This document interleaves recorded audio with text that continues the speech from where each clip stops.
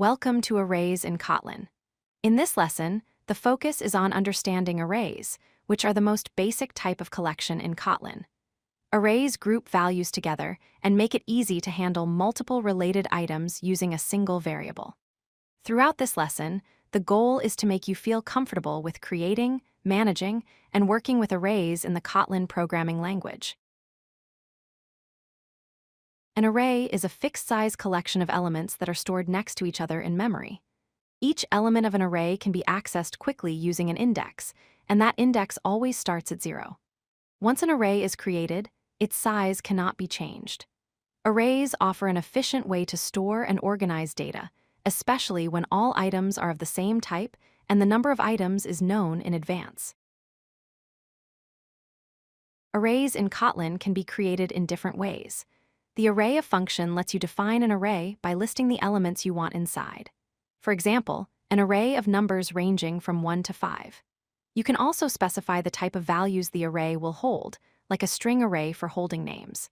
To make an empty array of a certain size, the arrayOf function is used, where each spot starts out with no value and the size must be given.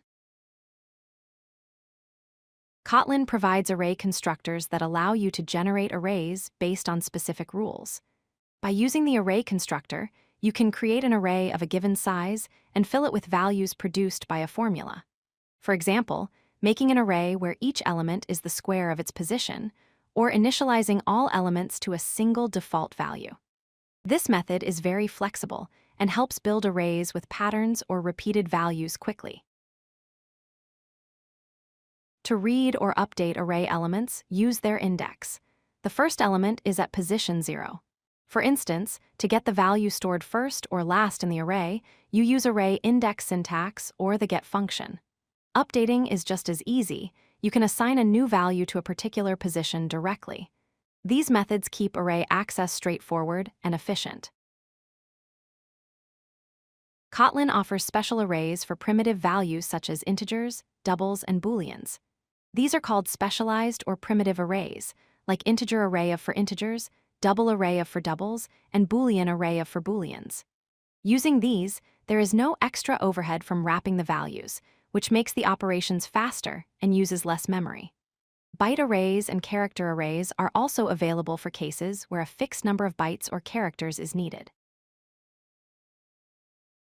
With arrays, you can get the total number of elements using the size property and loop through them using the indices property.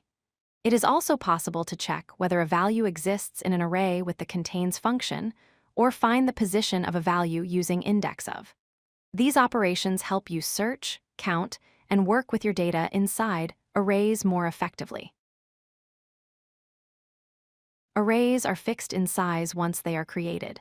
For best performance, it is recommended to use primitive type arrays where possible. Elements can be accessed or updated using index notation as well as get and set functions.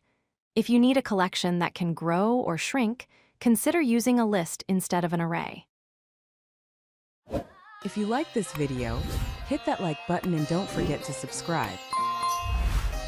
Visit codelucky.com for more such useful content.